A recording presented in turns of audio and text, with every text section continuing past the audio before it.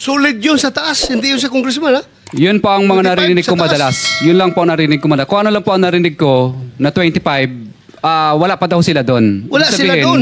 Opo. Kay speaker at kay Saldico lang yung 25? Yun pa ang narinig ko lang. Magandang umaga po, Mr. Chair at kagalang-galang na senators at miyembro ng Blue Ribbon Committee, lalong-lalo po kay Senator Rodante Marcoleta. Diretso na. Number 15. Sorry po. 16, paulit-ulit kaming ginamit ng mga nasa pwesto sa sistemang ito. Wala kaming magawa dahil kung hindi kami makikisama, gagawa nila ng problema ang project na na-award sa amin sa pamamagitan ng mutual termination o pagkakaroon ng right-of-way problem na parehong nagdudulot ng hindi matuloy ang implementasyon ng mga proyekto. Matapos naming manalo sa mga bidding, may mga opisyal mula sa DPWs ang lumalapit sa amin para humingi at kumuha ng bahagi niya sa halaga ng proyekto. Ang hinihingi nilang porsyento ay hindi bababa sa 10% at umaabot pa sa 25% na naging kondisyon upang hindi maipit ang implementasyon ng kontrata. Ito ay binibigay namin sa kanila ng cash. Ang bawat transaksyon ay may karampatang voucher at ledger na nagsasaad ng mga araw at kung kailan nila ito natanggap. Ilan sa kanila ay sina Terence Calatrava, former Undersecretary of Office of the Presidential Assistant of the Visayas of the Philippines, Kong Roman Romulo of Pasig City, Kong Jojo Ang of Uswag Ilonggo Party List, Congressman Patrick Michael Vargas of Quezon City, Kong Juan Carlos Arjo Aitaide of Quezon City, Nicanor Nicky Briones of Aga Party List, Congressman Marcelino Marcy Teodoro of Marikina, Congressman Florida Robes of San Jose del Monte, Bulacan, Congressman Leandro Jesus Madroño of Romblon, Congressman Benjamin Benji Agarao Jr., Congressman Florencio Gabriel Bemnoel of Anwaray Party List, Kong Leo de Ode Tariela of Occidental Mindoro, Congressman Reynan Arrogancia of Quezon Province, Kong Marvin Rillo of Quezon City, Kong Teodoro Haresco of Aklan, Kong Antonieta Yudela of Zamboanga, Sibugay, Kong Dean Asisio of Caloocan, Kong Marivic Pilar of Quezon City. 21. Mayroon ding mga kinatawa ng ilang politiko na nakikipagtakbo sa amin upang manghingi ng porsyento kapalit ng mga porsyento ng mga proyekto. Ang mga porsyentong ito ay 25% ay ipinipilit sa amin bilang karaniwang kalakaran na wala akong kakainang tanggihan. Ilan sa kanila ay sina Regional Director Eduardo Virgilio of DPWS Region 5, Director Ramon Ariola III of Unified Management UPMO, District Engineer Henry Alcantara, DPWS Bulacan First, Undersecretary Robert Bernardo, District Engineer Aristotle Ramos of DPWS Metro First, Pasig City, District Engineer Manny Bulusan of DPWS North, Manila Deo, District Engineer Edgardo C. Pingol of DPWS Bulacan Subdeo, District Engineer Michael Rosaria of DPWS Quezon Second Deo. Karamihan sa mga kawani ng DPWS na nabanggit sa itaas ay paulit-ulit na binabanggit ang delivery ng pera ay para sa kay Saldico na dapat at least 25%. Si Kong Marvin Rillo naman ay ilang beses na binabanggit ang pangalan ni Speaker Martin Romualdez bilang kanyang malapit na kaibigan. 25. Sa tuwing umiinom kami sa Wine Story, sa BGC at sa Shangri-La Mall, sinasabi pa ni Kong Rillo na lahat ng kanyang request para sa pondo ay galing pa mismo sa unprogrammed funds at insertion na inaaprubahan ni Speaker. Ang tao ni Marvin Rillo na si Bogs Magalong ang pumupunta sa amin para kunin ang pera sa aming opisina o sa Wine Story. Si Kong Jojo Ang naman, lagi ring binabanggit sa lahat ng project sa kanya ay papondo ni Speaker at ni Saldico. Mataas ang hinihingi sa project, dagdag pa niya, hindi naman lahat ng pera ay para sa kanya, kundi para kay Speaker at kay Saldico.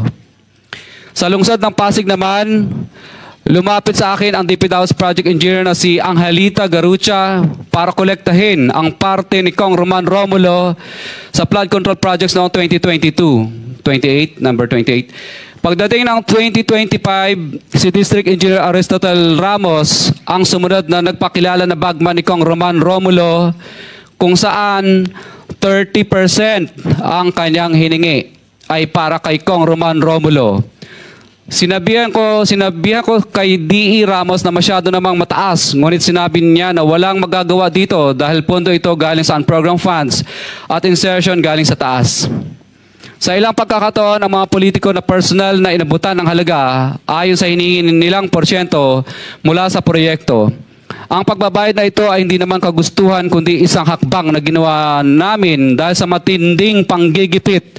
Ilan sa kanila ay sina Kong Antonieta Yudela kasama ang kanyang asawa, Kong Marvin Rillo of Quezon City, Kong Nikki Briones of Aga Party List, Arturo N. Ataide, ama ni Kong Arjo Ataide, Kong Florencio Gabriel Bem Noel of Anwaray Party List, Kong Eliandro Jesus Madroña of Romblon, Kong Benjamin Benji Agarao Jr.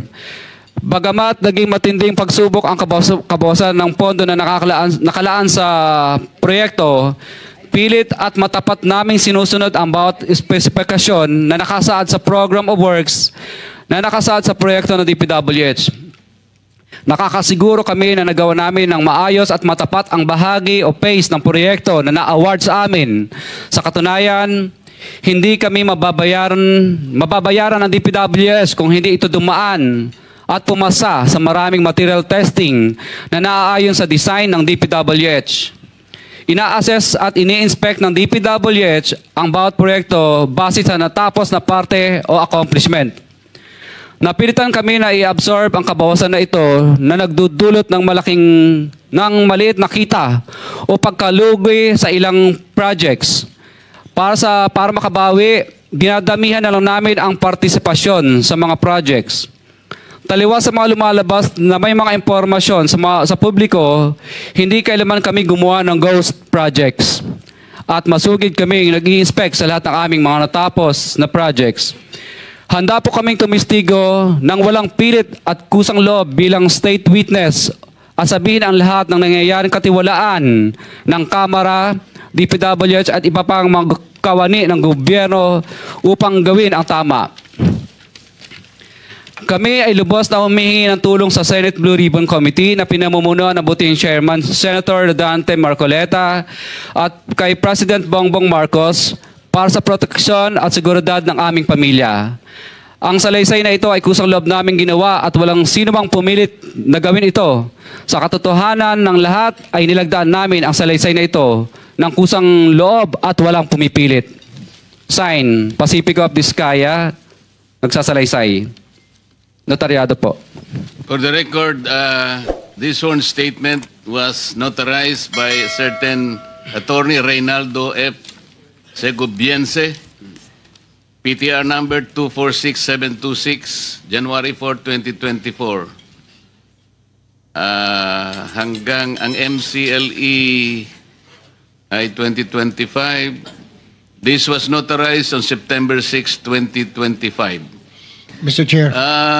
Mr. Pacifico Vizcaya and Cesaria Rowena Vizcaya, meron pong pirma sa inyong respective na pangalan. Ito po ba'y pirma ninyo? For the record lang. Yes po, Chair. Thank you. Mr. Chair, can we ask a copy? Every member of this committee? Yes, we will do that. Pase-xerox po natin ito para lahat po ng miyembro ay bigyan na kita ng kopya kagad. At saka meron akong mga ilang pa rito si Senator Jinggoy, Senator Rapi, isa na lang ang natira kaya pase-xerox natin ito. Bigay mo na lang sa kuya mo. Kuya mo naman si Senator Rapi. Ikaw na mag-share na muna kayo. So, sino po ang gustong magtanong habang base po dito sa sinumpang salaysay na ito, sino po yung gustong magtanong sa kanilang dalawa? Mr. Chair. Senator Erwin. Una ko mong tagatanungan dito po kay Ginoong Pacifico Vizcaya. Nabanggit niyo itong mga pangalan po ng mga congressman. Sila po ba mismo? Mukhang dalawa lang po yung binanggit niyo na personal ninyong inabot yung pera. Itong mga napakadaming pangalan na binabot ninyo, Paano po ibinibigay yung parte nila, yung komisyon na sinasabi niyo 25%, 30%? Sino po? May tao po ba? May bagman po ba? Kadalasan po, ako po ang nagbibigay o minsan po may inuutusan po ako, nagtatawagan lang po kami para sa hinihingi. Maaari mo po bang ibigay sa amin sa komiting ito ang pangalan ng mga pinag-aabutan ho niyo ng pera kung hindi mismo yung mambabatas ang inaabutan ninyo? Maaari po ba or litrato man lang parang malaman ho natin kung sino pong inaabutan po ninyo ng pera? Kay Terence Calatrava po, nag-usap po kami nito sa kanyang condo po sa Makati. Tapos ang inuutusan na lang po niya na kumuha po ay si Diane Tan. At saka yung kasama pa po si Andrew po ang pangalan. May mga contacts number po ako. Sila po ang tagakuha sa office. Pero iba-iba po ito. Iba-iba po itong mga bawat congressman. Iba-iba po yung kumukuha. Tama po ba? Opo, makadalasan po parang mga COS nila or mga pinagkakatiwalaan nilang tagakuha lang po. Opo. For example po, si Kong Roman Romulo naman po. Kadalasan po, si Kong Roman Romulo, ang tagakuha po niya, tagakuha niya si Ma'am Engineer Angelita Garucha, empleyado ng DPWH yun. Tapos pinalitan naman po yun ni D.E. Aristotel noong 2025. District Engineer po siya ng DPWH First Metro. Pare-pareho po ba, Mr. Chair, yung komisyon or whatever you want to call it, kickback, ang hinihingi po or magkakaiba? Ibang isang mambabatas ganito ang presyo or halos standard po ang hinihingi nila at magkano po ba yan? Isa lang po ang pattern. Basta insertion or ang program po, 25% po lagi. Insertion or ang program, 25% po yon. Opo. Para po kanino raw? Para po daw po lagi ko narinig ang salita nila kay Saldico at saka kay Speaker po, ang narinig kong salita. Alright, Mr. Chair. I have no further questions. Mr. Chair. Senator Jinggoy. Mr. Chair. Mr. Curly, lahat ba itong mga binanggit mong pangalan na karamihan ay mga kongresista? Lahat ito, 25% ang binibigay mo? Kadalasan, opo. Wala bang mismo ang kongresista mismo ang pumunta sa'yo at binigyan mo ng pera? Kadalasan po, nag-uusap lang po, nag-uutos lang sa COS, pero kadalasan po, for example, si Kong Rillo, kadalasan po, binibigay ko po yun pag nagiinuman kami, o di kaya, yung tao po niyang si Bogs Magalong ang pumupunta. Pinipick up. Sino-sino pa dito sa mga nabanggit mo mga pangalan na kongresista na talagang sa kanya mo inabot sa For example po, kay Kong Madronya na lang. For example, mismong siya po ang pumunta sa office namin at syempre pagkatapos po noon, tao na lang po niya ang nagdala ng bagay, kotse at saka personal ko rin pong dinoposit yung ano. Sino yung congressman? Kong Madronya po. Madrona o Madrona. Eliandro Yung Madrona. sa Romblon? Romblon po. For example, okay. For example po, ito na lang, si Kong Marcelino Teodoro ng Marikina. Ang tagakuha naman po nito sa akin ay si Bell Construction. Kasi ang nangyari po nito, pina-mutual terminate po niya yung mga project na napanalunan ko. Dahil, hindi po ako nagbigay. Kaya ang nangyari po nito, napilitan na lang po akong magbigay para i-award ulit sa panibagong bidding. Pero na-mutual terminate na po yung project. So, ang nangyari po nito, mataas, siyempre, pero hindi 25%. 18% lang po. Meron po ba kayong resibo, Mr. Chair, na not resibo actually, na corresponding document na naibigay mo na itong komisyon ni ganito o wala? Wala po resibo kasi hindi naman po sila paperless, paper trail. No paper trail po lahat ng transaction pero meron po kaming voucher. Ang voucher po namin, ledger po pala. Ledger, based on ano bang sinabi ko sa ano? Dala mo yung ledger mo? Dala mo yung ledger? Hindi po. Binibigay mo? Hindi po. Ledger lang po yun sa office namin. Yes, pero siyempre po, pag pinapirma po namin sila, hindi sila pipirma doon. Kumbaga, para matandaan lang po namin na nung panahon na to at araw na to, nagbigay kami ng ganitong halaga. For our, siyempre, para malaman po na records lang po namin. Mr. Chair, I move that we subpoena that ledger, Mr. Chair, so that we'll have a copy here in the committee, Mr. Chair. Yes, pwede mo pwede po bang kaming- pwede mo bang ipadala sa amin kung ano man ang tawag ninyo, kung ledger, anything that will indicate the payment of the alleged commission to each and every member of Congress subject of your sworn statement. Ang dala ko lang po dito ay summary lang po ng mga ledgers. For example, Office of Presidential, ano bang ibig sabihin? OPAB, ibig sabihin ng Office of the President Areas Visayas, parang ganun yata ang ibig sabihin ng OPAB. If I may, Mr. Curly, yung record mo ba nagsimula anong taon?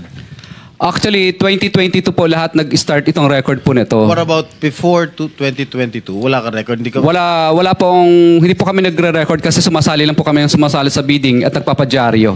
So, Mr. Chair, I move that we subpoena duces tecum all the documents or the ledgers that are in possession of Mr. Diskaya.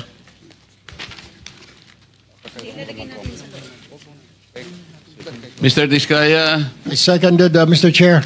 Mr. Diskaya, narinig mo ba yung motion ni Senator Jinggoy? Kailangan ninyong ipadala sa Blue Ribbon lahat ng mga mapagbabasihan nating kung ledger man ang tawag nyo, kung ano man, hindi namin alam ang nomenclature, pero mapagbabasihan na pwedeng matukoy na nagbibigay nga kayo ng komisyon sa mga taong binanggit nyo sa inyong sworn statement. Mr. Chair, ang dala ko lang po ngayon ay summary Hindi po. ngayon, basta kailangan maipadala ninyo lahat ng dokumentong pinagsasaligan ninyo, pinagbabatayan ninyo ng pagbibigay ninyo ng alleged commissions. Magagawa po ba ninyo yon? Kailan po ninyo gagawin? Ipapaasa po namin. Sige po, salamat po. Other members Senator Rapi, baka meron kang may tatanong ngayon. Sige. One question lang para dito kasi iba sana yung topic ko. Tuwing kailan po kayo nagbibigay ng parte nila? Was it before the project is accomplished or after the project has been accomplished? Kadalasan po, Mr. Chair, kadalasan pag yung ma-award yung project. Ibig sabihin po, hindi po i-award sa iyo ang project kapag hindi ka po nagbigay. So ibig sabihin advance? Opo, parang kayo? ganun po. Minsan naman po, pag may notice to proceed na, hindi ka nila pa kakolektahin, o di ka gagawan ka ng right-of-way project, right-of-way problem. Ibig sabihin, parang mutual termination ang kakarapin mo, right-of-way problem, at saka hindi ka makakolekta kapag hindi ka po yung niloko mo sila. So in other words, pag nakapag-advance ka na, siguro na makukuha mo na yung project. Sigurado po. Thank you, Mr. Chair. Mr. Chair, Senator Erwin, opo, nagre-request po yung mag-asawa ng kanilang seguridad dahil natatakot daw po sila. Ano ho bang plano ng komite na ito? napakaganda po ng inyong itinanong. Bago ko po kasi nung matanggap ko po itong sworn statement na ito ay kagad akong nakipag-ugnayan sa ating Department of Justice at doon po ay sinabihan ako ng ating kalihim, Boying Rimulya, na pakisabi mo kanila na wag silang mabahala at nakahanda naman ang ating kagawaran kung sakasakaling sila ay mapatunayang hindi naman most guilty. Kasi po ang tuntunin sa ating State Witness Law or Protection Program, kailangan po mapatibayan natin na ang mga nag-a-apply ay hindi most guilty. Ibig sabihin, guilty ka, ngunit hindi ikaw ang pinaka-guilty. Kasi kung kayo po yung talagang pinaka-guilty, hindi po kayo magka-qualify. Ngayon, ang sabi niya, you can tell them that you can, meron silang provisional immunity na hindi naman sila basta-basta uusigin na lang. Preparation na po ito sa pag-a-apply nila sa ating State Witness Program. Ganun po yung kanyang kasiguruhan na kanyang sinabi sa akin. Kaya yun po ang aking may tutugon sa inyo ngayon. Mr. Chair. Senator Bato and then Senator Sherwin. Thank you, Mr. Chair. Unang-una, I would like to thank the Diskaya couple for giving everything that they know to this committee. I just would like to advise the Diskaya couple, Mr. Chair, na kung meron mang bulletproof yung sasakyan ninyo na yung magaganda sasakyan, gamitin na ninyo. Sa dami na pagbaba sasakyan ninyo niya, ngayon no? dito, gamitin ninyo. Because I'm very much concerned sa iyong security dahil sa bibigat ng mga pinagsasabi nyo dito, hindi niyo alam, kahit na yung congressman na binanggit ninyo, walang interes sa buhay nyo. Merong gustong sasakay. Halimbawa, mga taga-kaliwa o mga NPA dyan, para guguluhin itong Pilipinas, aambusin kayo, tapos ituro doon sa mga congressman, gulo na ang Pilipinas. Baka magiging Indonesia tayo nito. Kaya mag-ingat kayo. I advise you to take all the necessary precautionary measures as far as your safety is concerned. Ngayon, tanungin ko kayo, meron kayong sinabi na isang congressman o ilang congressman ba nagsabi na kaya ganito kalaki ang SOP na hiningi namin sa inyo, 25% to 30%. Dahil hindi lang sa congressman ito, hindi lang ito sa akin, kundi binibigyan namin si Congressman Saldico at saka si Speaker. Alam ba niyo kung ilang porsyento dito napupunta kay Speaker, ilang porsyento napupunta kay Saldico sa 25% na ito? Wala po. Dahil ang narinig ko lang po ay para lang po kay Saldico at kay Speaker. Yun lang po ang narinig ko, yung 25%. Pero wala na po akong idea sa iba. So, ma-presume natin by this committee, you want to make us believe that yung 25% na binigay mo doon sa congressman, lahat yun mapupunta kay Saldico at kay Speaker o mayroong naiwan sa kanya? Narinig ko lang po sa bibig po ng mga kausap ko na mga politikong personal ko pong nakausap. Kasi yan po ang lagi nilang pinagyayabang. Lalo pag may lasing na po akong kausap na na politiko. Siguro mo ito dahil alam mo, Teka muna. this is not a laughing matter. Teka muna. This is not a laughing matter. Teka muna kasi baka mamaya lasing yung kausap mo kaya niya nasabi yung 25%. Pag tinatawagan din po ako, lagi din pong pinagmamayabang na pinahihingi na po sa taas. Sa taas. Kahit hindi sila lasing, ganun ang Yes po, sinasabi. pinahihingi na po at pinakukuha na. At nagmamadali pa kami, halos magkandara pa kami kung saan namin kukunin at uutangin. At katunayan nga po, yung inuutangan na po namin ngayon ay yung bangko po ay sinara na po. Pero sinasabi nila, kaya ganito kataas, 25%, sabagat ibang bahagi nito ay napupunta kay ganito at saka kay ganito. Pero wala ka namang kakayahan para suriin mo kung talagang naibigay kay ganon at saka kay ganon yung party niya. Tama? Yes po, Your Honor. Basta kinuha niya lang, kaya ganito kataas sapagkat ipinakikita niya sa iyo na hindi lang para sa kanya, sapagkat meron pa rin siyang bibigyan. Ganon ang napagkakaintindi mo. Ang danilig ko po sa kanila ay sa 25 na yun, wala pa siya doon. Wala pa siya. So wala pa siya ron. Opo.